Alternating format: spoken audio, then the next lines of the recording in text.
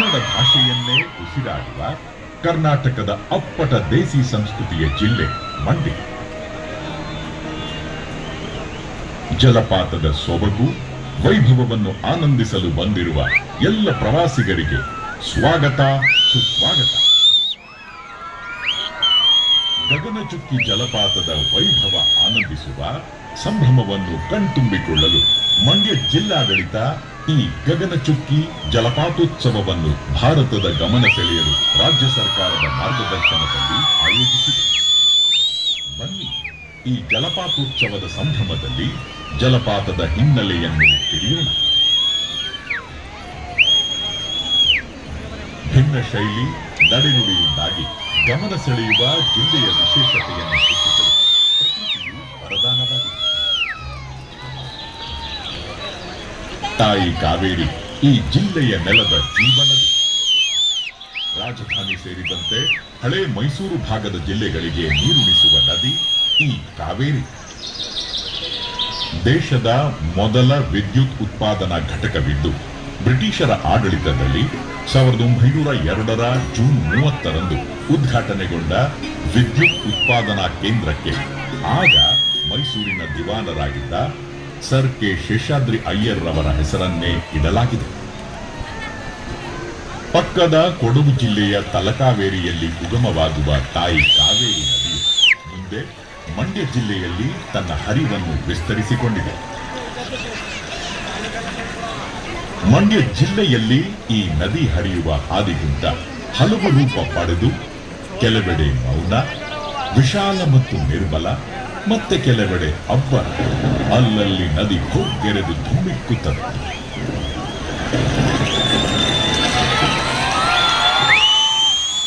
ಈ ಸೊಬಗಿಗೆ ಕಾವೇರಿ ನದಿಯೇ ಸಾಕು. ಗಗನಚುಕ್ಕಿ ಮಂಡ್ಯ ಜಿಲ್ಲೆಯ ಮಳವಳ್ಳಿ ತಾಲೂಕು ಕೇಂದ್ರದಿಂದ 20 ಕಿಲೋಮೀಟರ್ ದೂರದಲ್ಲಿ ಶಿವನ ಸಮುದ್ರದ ಬಳಿ ನೆಲೆ ಹೊಂದಿದೆ. ಎಡದಡದಲ್ಲಿರುವ ಗಗನಚುಕ್ಕಿ ಜಲಪಾತದ ಪಾರ್ಶ್ವ ದೃಶ್ಯ ಭಿನ್ನವಾಗಿದೆ. ಸುಮಾರು 300 ಅಡಿ ಎತ್ತರದಿಂದ ವೈಯಾರದಿಂದ ಗಗನದಿಂದಲೇ ನೀರು ಧುಮ್ಮಿಕ್ಕುತ್ತಿರುವಂತೆ ಭಾಸವಾಗುತ್ತಿದೆ. ಇದೇ ಕಾರಣಕ್ಕೆ ಗಗನಚುಕ್ಕಿ ಎಂದು ಹೆಸರಾಗಿದೆ. ಇದರ ದೃಶ್ಯ ವೈಭವ ನೋಡುವುದೇ ಸೊಬಗು. ಇದು ಸಕ್ಕರೆ ಜಿಲ್ಲೆಗೆ ಪ್ರಕೃತಿಯ ವರದಾನ, ಜಿಲ್ಲೆಯ ಹೆಮ್ಮೆ ಮತ್ತು ಸಂಭ್ರಮ. ಇಂಥ ಸಂಭ್ರಮ ಆಚರಿಸಲು ಪೂರ್ಣ ಸಹಕಾರ, ಮಾರ್ಗದರ್ಶನ ನೀಡಿದ ಸನ್ಮಾನ್ಯ ಮುಖ್ಯಮಂತ್ರಿಗಳಾದ ಶ್ರೀ ಸಿದ್ದರಾಮಯ್ಯ ಅವರಿಗೆ, ಸನ್ಮಾನ್ಯ ಉಪಮುಖ್ಯಮಂತ್ರಿಗಳಾದ ಶ್ರೀ ಡಿ.ಕೆ. ಶಿವಕುಮಾರ್ ಅವರಿಗೆ, ಸನ್ಮಾನ್ಯ ಪ್ರವಾಸೋದ್ಯಮ ಸಚಿವರಾದ ಶ್ರೀ ಎಚ್. ಪ್ರಕೃತಿ ಸ್ನೇಹಿಯಾಗಿಯೇ ವರ್ತಿಸೋಣ, ಪ್ಲಾಸ್ಟಿಕ್ ಬಳಕೆಯನ್ನು ನಿಲ್ಲಿಸಿ ಎಂಬ ಮನವಿಯನ್ನು ಮಂಡ್ಯ ಜಿಲ್ಲಾಡಳಿತ ಈ ಸಂದರ್ಭದಲ್ಲಿ ಎಲ್ಲ ಸಹೃದಯರಿಗೆ ಮಾಡುತ್ತಿದೆ. ಬನ್ನಿ, ರಾಜ್ಯದ ಪ್ರಕೃತಿ ಸಹಜ ಸುಂದರ ತಾಣಗಳಲ್ಲಿ ಒಂದಾಗಿ ಜಿಲ್ಲೆಯ ಹೆಸರನ್ನು ಅಜರಾಮರವಾಗಿ ಉಳಿಸಿರುವ ಗಗನಚುಕ್ಕಿ ಜಲಪಾತದ ದೃಶ್ಯ ವೈಭವವನ್ನು ಅನುಭವಿಸಿ ಆನಂದಿಸಿ.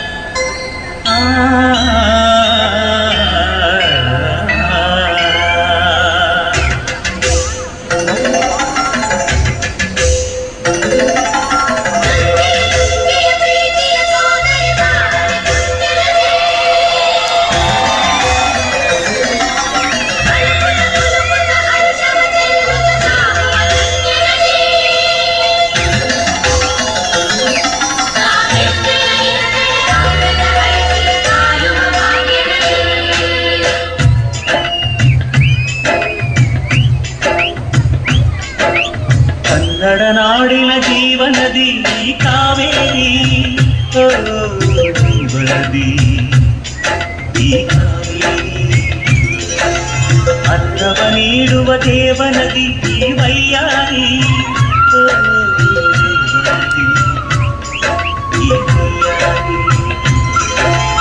ಈ ತಾಯಿಯೂ ಮಗಳೇ